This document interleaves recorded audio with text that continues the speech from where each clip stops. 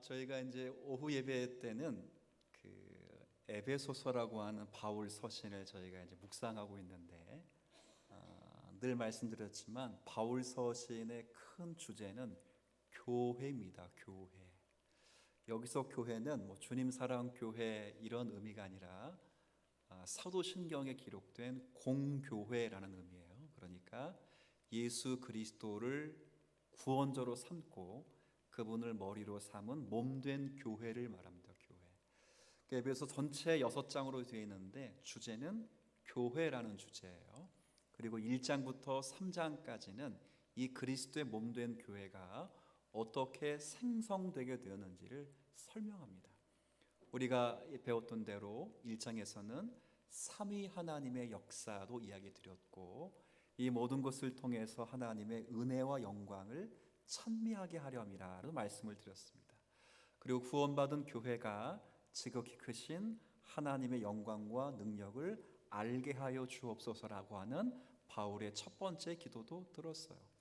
2장으로 넘어가면 그 경륜이 이 땅 가운데 베풀어지게 될 때 허물과 죄로 죽었던 저와 여러분들이 그리스도의 피로 하나님과 가까워졌을 뿐만 아니라, 그리고 이방인과 유대인이 하나가 되어서 함께 상속자가 되고 함께 지체가 되고 함께 약속에 참여한 자가 되었다 하는 것도 다 보았습니다.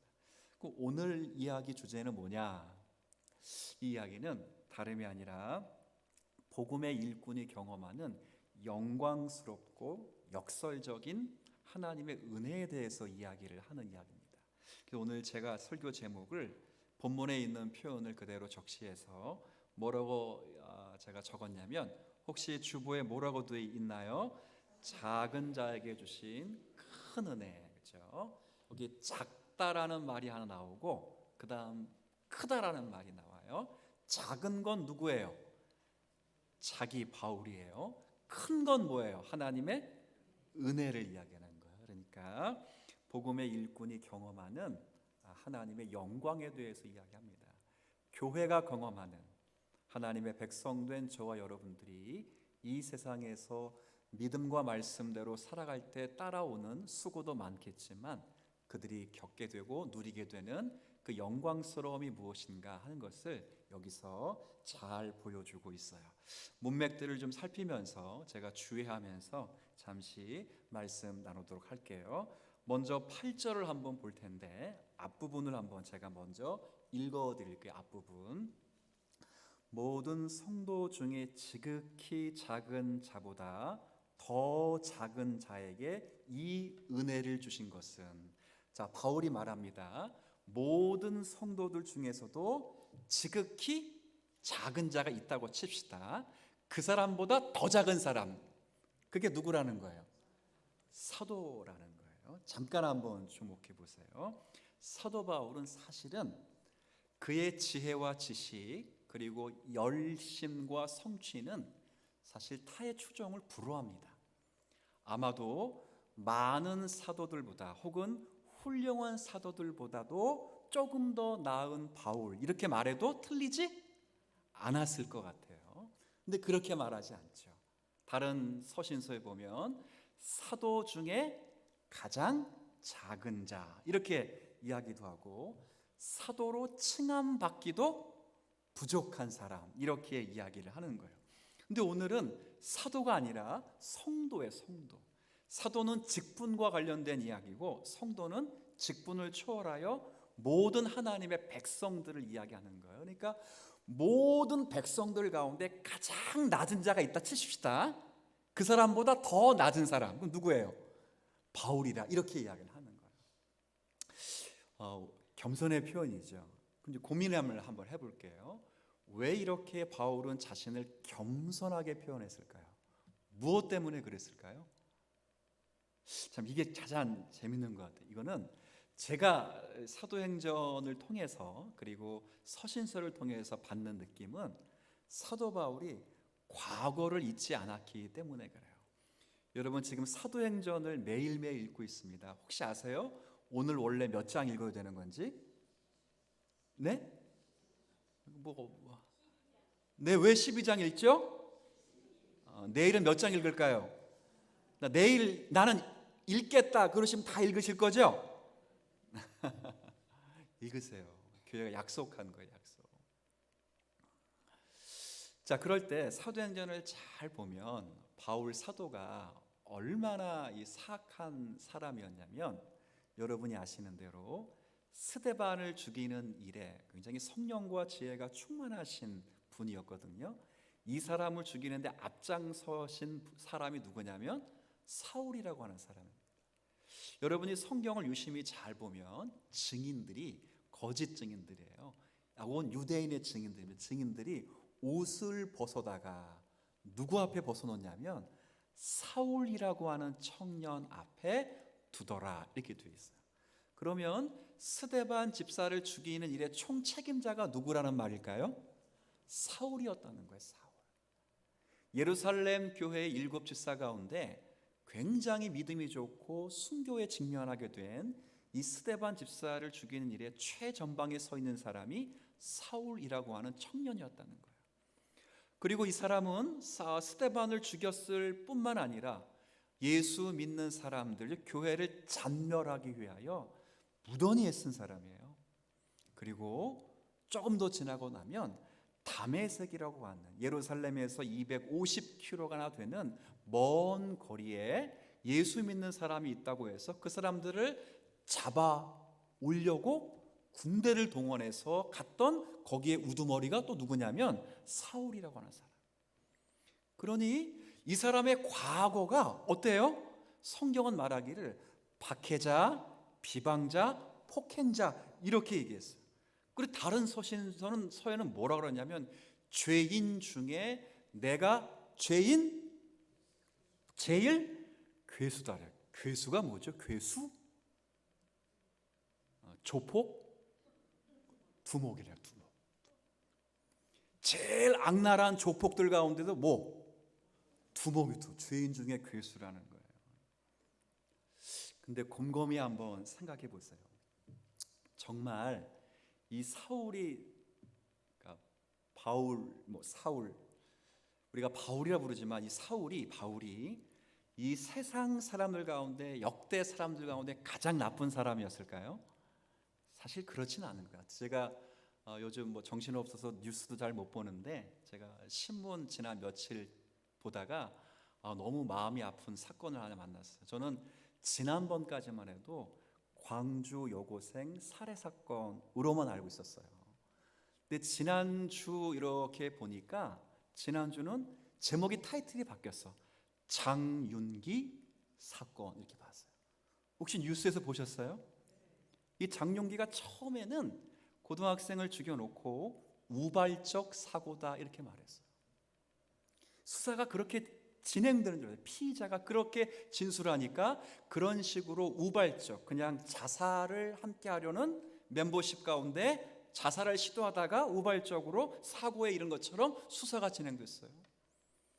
이제 수사를 진행하다 보니까 장윤기 씨 아버지가 경찰 경감이에요. 경감. 지금으로 말하면 중대장급이 넘습니다. 파출소장 같은 경우에요. 그러다 보니까 자기 아들이 피의자로 몰리니까 사건을 조작하는 거예요. 거기에 경찰이 또 연루가 됐어요. 제가 보면서 세상에 이런 일이 다 있나? 제가 오늘 물어볼게요. 바울이 더 나빠요? 이게 더 나빠요?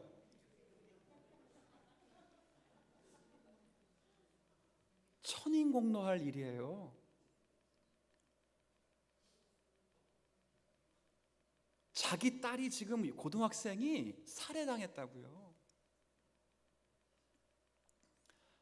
제가 보면서 화가 얼마나 나는지, 아버지의 부정적인 그거라고 치부할 수도 없을 것 같고, 거기에 함께 동의하고 동조하는 관계자들은 또 뭐고, 이것 때문에 정치적인 공방 때문에 보안수사법을 폐지해야 되냐 유지해야 되느냐 지금 진보와 보수가 싸우고 있는데 전 그거 이야기하고 싶지 않아요. 근데 정말 극악무도한 일들이 우리 주변에 일어나요. 근데 사울은 율법으로 말할 것 같으면 흠이 하나도 없는 사람이에요. 법 없이 살라 그러면 한 사람을 딱 꼽으라면 누구? 왜 교회를 잔멸하려고 했습니까? 하나님 너무 사랑해서. 왜 예수 믿는 사람을 핍박했습니까? 하나님의 교회를 유지하기 위해서. 그런데 그런 그가 예수님을 만나고 나서 자기가 지금까지 달려왔던 모든 욕망과 그 길의 비전이 잘못됐다는 사실을 깨닫고 내가 죄인 중에 괴수라, 그렇게 이야기를 해요. 무엇 때문입니까? 자기의 죄를 하나님 밝은 거룩한 빛에 비추었기 때문이에요. 지지난주 장마가 오기 전에 우리 성도님들 몇 분이 일주일 내내 뜨거운 태양빛에 교회에서 봉사를 하셨어요. 제가 하루는 시간을 조금 내서 오전에 2시간만 그분들과 잠깐, 전문적인 용어입니다, 데모도, 진짜 데모도 이만큼 했어요. 세면 개석 뭐 이렇게 하시고 바르시고, 선크림도 안 바르시고 그냥 뜨거운 태양에 보는 게 너무 괴로울 정도로 막 미안했어요. 사실은 2시간 제가 준비하다가 도저히 안 돼서 성령께서 내려가라 하신 건지 모르겠는데 내려가 2시간 잠깐 했어요. 온몸에 땀이에요. 제가 일정이 또 있고 원고도 넘겨야 되고 막, 그래서 점심시간 되기 전에 잠깐 올라가서 근데 먼지가 있을 거 아니에요. 그래서 약간 털어볼까 하고 뭐 이렇게 겉옷을 벗어서 털었는데 세면가루가 그냥 슉, 놀라지도 않네.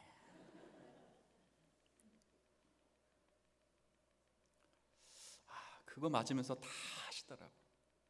일단 한번 봉사하신 분들에 대해서 감사 표시를 한번 하십시다. 박수로서. 누군지는 제가 말씀 안 드리겠지만 많이 계셔요. 근데 자꾸 쳐다보지 마. 다 알잖아.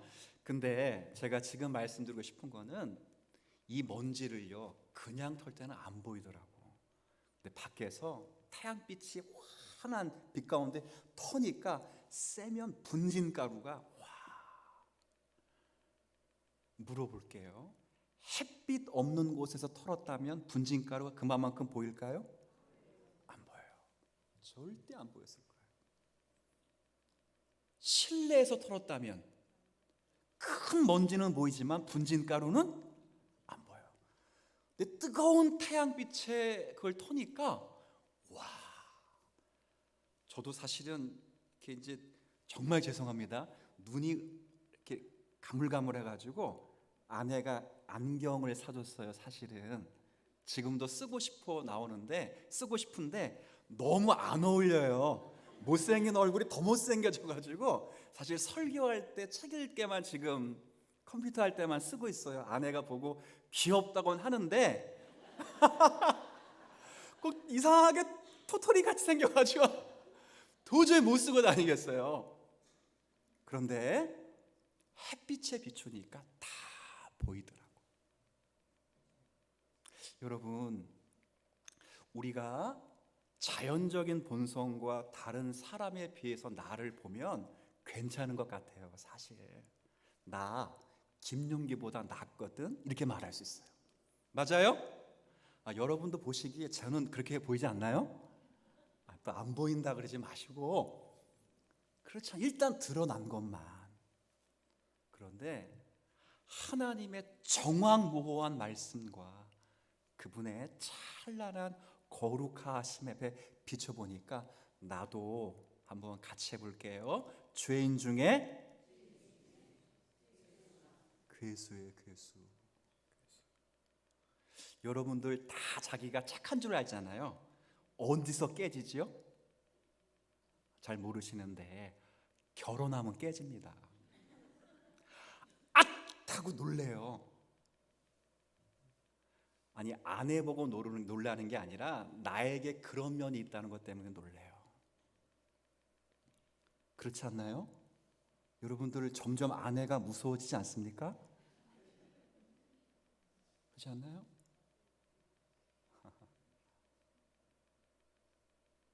여성들은 남편들이 점점 한심해 보이지 않나요?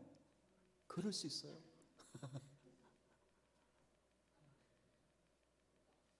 이게 아들인지 남편인지 구별이 안 될 때가 있어요. 그래서 목사에게 찾아오잖아요. 누가 제 아들입니까? 낸들? 여러분, 사람이 자기 자신을 자기가 평가하거나 남들이 평가하는 것 평가는 온전치가 않아요. 그런데 정직히 하나님의 말씀에 자신을 비추어 보면 보이지 않던 분진 덩어리가 다 보이더라고요. 바울이 은혜를 알았던 거예요. 은혜. 그래서 은혜를 많이 경험한 사람들은 할 말이 없어져요. 진짜. 원래 과묵해서 말을 안 하는 게 아니고, 그렇죠? 핑계 없는 무덤은 없다고 치더라도 실제 나는 죄인으로서이다 라는 고백이 생깁니다. 제가 먼저 여러분에게 이야기드리고 싶은 건 다름이 아니라 우리가 죄인이라는 것을 자각할 수 있는 영적인 감수성이 하나님의 정확한 말씀과 그리고 하나님의 아름다운 광채인 거룩성을 근거로 여러분들이 늘 체득하는 은혜가 있기를 먼저 축복합니다. 있어야 돼요. 그리고 나면 이제 바울은 이야기를 합니다. 뭐라고 얘기하냐면 지극히 작은 자보다 더 작은 자신에게 주신 은혜가 무엇인지를 이야기를 해요. 한번 볼까요? 자, 한번 8절 두 번째. 자, 제가 전반부를 읽으면 여러분이 후반부를 읽으시면 돼요. 제가 전반부를 읽을 거예요. 모든 성도 중에 지극히 작은 자보다 더 작은 나에게 이 은혜를 주신 것은 시작.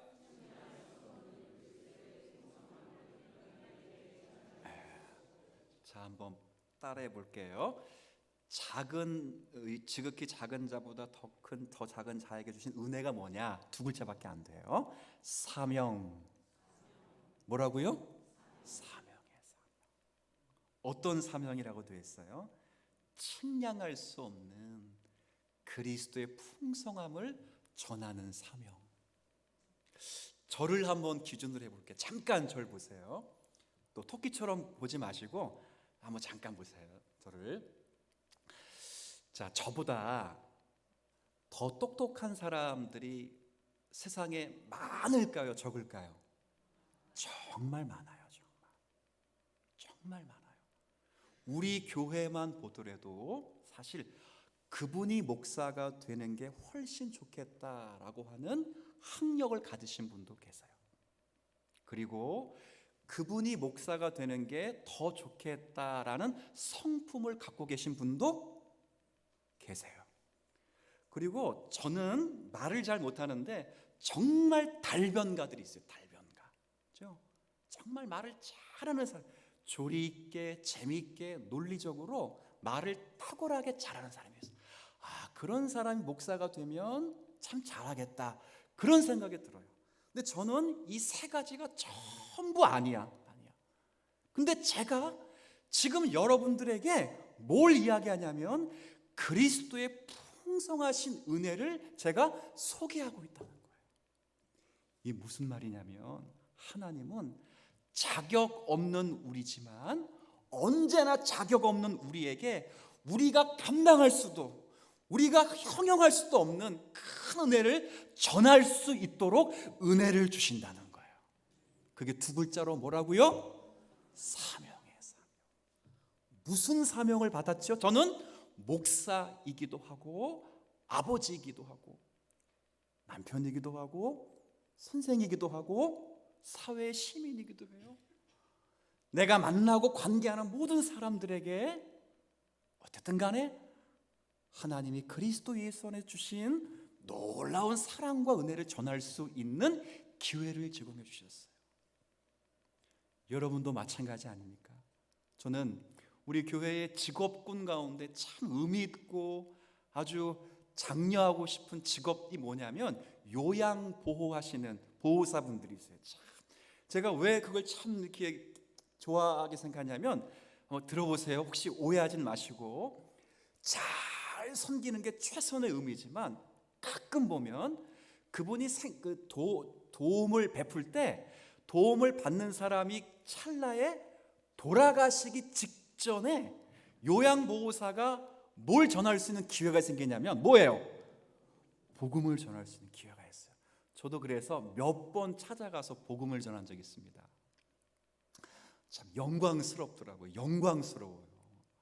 근데 꼭 그거 제가 안 가도 됩니다. 무슨 말씀인지 아셨어요? 제가 안 가도 돼요. 그럼 누가 갈까요? 부목사님이? 아니, 여러분들이 하시면 돼요. 여러분들이. 제가 안 하고 여러분들이 하세요, 그 이야기 하는 게 아니라, 우리는 어느 자리에서든 어떤 직업을 가지시든 여러분 나름대로 여러분이 할 수 있는 역량을 따라 그리스도의 풍성함을 전할 수 있는 사명이 각각 있다는 거예요. 가끔 여러분들이 엄친아들 아시죠? 꼭 남의 집은 있는데 우리 집은 없잖아요, 그죠? 그런 아이가 있어서, 이야, 우리 아이가 저런 아이가 되면 좋겠다, 이런 생각하지만 그쪽 부모님도 똑같아요. 이야, 우리 아이가 저런 아이가, 똑같다고. 우리는 하나님 앞에서 여러분은 누구도 대신할 수 없는 하나님의 사명을 가지고 있는 하나님의 자녀입니다. 여러분들이 만약에 여러분들의 역할이 과소평가된다고 생각을 하셔서 내가 그 일을 조금 쉬겠다 그러면 그 일 누구도 감당할 수 없습니다. 그죠? 여러분들이 공감을 잘 못하실 수 있는데, 여러분의 남편이 마음에 안 든다고 제가 남편 해드릴 수도 없지요. 여러분의 남편이어야 자녀들이 설복을 하는 것입니다. 여러분이 어머니가 되셔야 여러분의 자녀가 여러분의 어머니를 통해서 자라가는 건 누구도 대신할 수 없습니다. 우리는 각각의 자리에서 고유한 업무를 맡고 직책을 가지고 있는 하나님의 대사들이기 때문에 저와 여러분들은 그리스도의 풍성함을 전할 수 있는 놀라운 특권을 가지고 있다는 거예요. 이거 하기 위해서는 아까 지극히 작은 자에게 베푸신 하나님의 크신 은혜를 깨달을 수 있어야 돼요. 이런 은혜가 있었으면 좋겠어요. 일단 자, 그 다음 한번 볼게요. 지극히 작은 자보다 더 작은 바울에게 이러한 은혜를 주신 이유가 있습니다. 9절에 제가 시간 고려해서 설명해 드릴 텐데 한번 보세요. 9절. 자, 한번 같이 읽습니다. 시작. 영원부터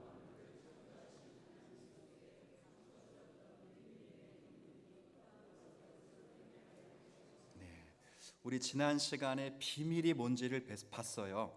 3장 6절 한번 보세요. 6절. 비밀이 뭐냐 하면, 자, 3장 6절에 나와 있거든요. 제가 읽어 드릴게요. 이는 이방인들이 복음으로 말미암아 그리스도 예수 안에서 함께, 같이 있습니다. 시작. 상속자가 되고 함께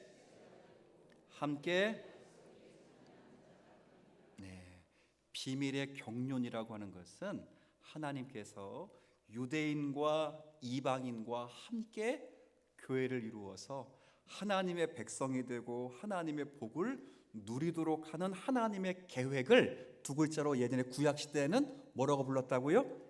비밀이라고 불렀어요. 경륜의 비밀이에요.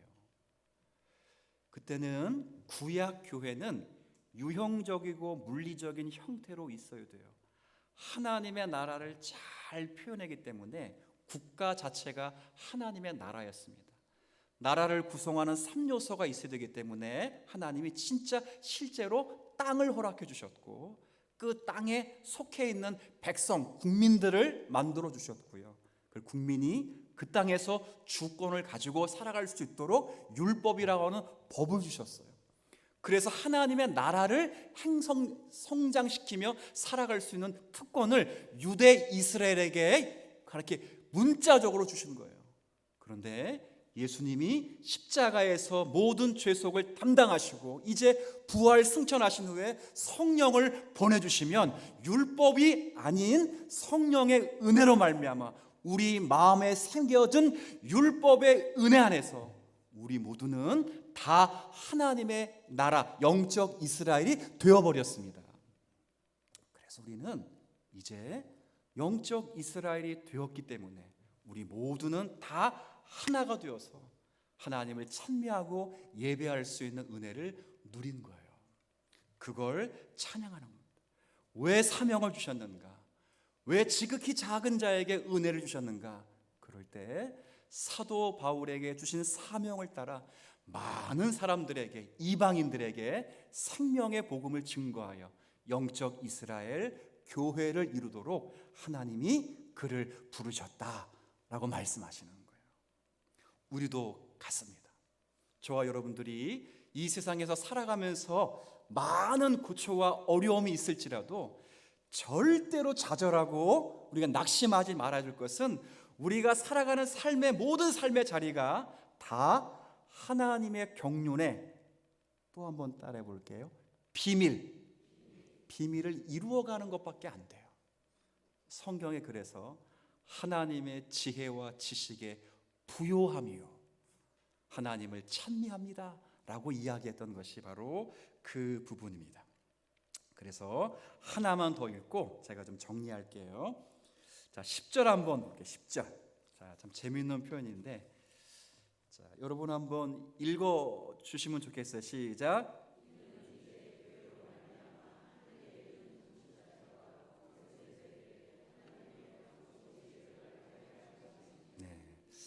자, 이걸 잘 보세요. 이제 제가 설명한 이 교회로 말미암아 하나님은 뭘 하시느냐 그럴 때 하늘에 있는 통치자들과 권세들에게, 잠깐 생각해 보세요. 통치자들과 권세자들이 누굴까요? 통치자들, 권세자들. 그냥 앞에 단어가 없으면 우리는 사탄 마귀인가? 아니면 국가로 따지면 누구 같았고? 위정자들 같잖아요. 근데 앞에 단서가 붙었어요. 뭐라고 붙었죠? 어디에 있는? 하늘에 있는 통치자들과 권세자들이니까 누굴 것 같아요? 영적 존재인 천사를 가리킵니다. 천사. 근데 놀라운 건 천사들 가운데 불의하고 타락한 천사인가? 아니면 하나님의 선택이 있는 선한 천사인가? 그럴 때 저희들의 해석은 하나님의 선택 안에 있는 선한 천사들을 가리켜요. 근데 이 천사들을 잘 보세요. 천사들도 교회를 통해서, 다시 제가 10절 읽을게요. 이는 이제 교회로 말미암아 하늘에 있는 통치자들과 권세자들에게 같이 있습니다. 하나님의 각종 지혜를, 자, 하늘에 있는 천사들도 하나님의 지혜를 뭘 보고 알 수 있을까요? 여러분과 저를 보면 압니다. 여러분, 천사라고 해서 다 아는 거 아니에요. 천사도 피조물입니다. 천사도 피조물이기 때문에 하나님을 다 알 수 없습니다. 그래서 그들도 하나님의 지혜를 보려면 누구를 주목하냐면 하나님의 백성들인 교회를 주목합니다. 교회를 보면서 하나님의 계획이 이거였구나.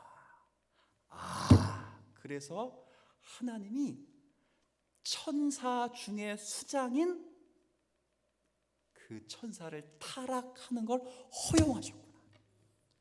그 타락한 천사가 사탄이 되는 걸 하나님이 허용하시고 아담과 하와가 타락한 천사인 사탄에게 유혹받는 것을 허용하셔서 인간들의 이해는, 천사의 머리로는 이해가 되지 않지만, 그러나 이런 타락을 넘어 구속하셔 하나님이 만드시는 영광스러운 구원을 찬송하게 하려 하시는구나. 이걸 교회의 구원을 보면서 천사들도 뭐 한다고요? 깨달아요. 뭘 이야기하냐면 천사보다 급이 높은 사람이 누구라고? 여러분, 여러분이에요. 여러분. 천사를 판단하는 게 교회입니다. 천사는 교회를 도우라고 보내신 하나님의 영적 존재예요. 천사조차도 저와 여러분이 받은 구원을 신비롭게 찬양합니다. 하나님을 반드시 기억하셔야 돼요. 영적인 존재는 순종과 불순종으로 나눈다면, 순종할 때 상을 주고 불순종할 때 벌을 줄 때, 즉 지옥에 보낼 때 중간은 없어요. 회복은 없다고. 근데 유일하게 하나님이 택하신 백성들인 저와 여러분에게는 순종을 하면 칭찬을 하고 불순종을 하면 지옥을 보내는 게 아니라, 불순종을 하면 하나님이 다시 회복시키셔서 주님의 놀라운 자리에 서도록 은혜를 베푸시는 영적인 하나님의 백성인 줄 믿으셔야 돼요. 그걸 천사가 보고 놀랜다고. 이야, 하나님이 그런 분이시구나. 우리가 그런 존재가 되었어요. 제가 이야기드리고 싶은 마지막 요점은 그래요. 저와 여러분이 그런 존재가 되었어요. 그러니 다시 한번 어깨에 좀 뽕이 들어가셔야 돼요. 뽕. 뭐가 들어가야 된다고요? 근데 이걸 남들에게 뽐내면 안 되고, 여러분 스스로 자존감을 높이셔서 하나님이 우리를 선택하시고 구원하신 은혜가 얼마나 신비로운지를 가슴에 담그시고, 여러분들 제발 이 세상에서 주어지는 사건과 사고와 경험과 맞부딪히는 여러 일 때문에 일희일비하지 마시고, 여러분을 구원하시기로 작정하신 하나님의 그 구원의 비밀과 경륜 속에 감사하시면서 인내하시면서 그리고 힘을 내셔서 멋지게 한 주간을 경주하는 우리 사랑하는 성도들이 되시기를 주님의 이름으로 축복합니다.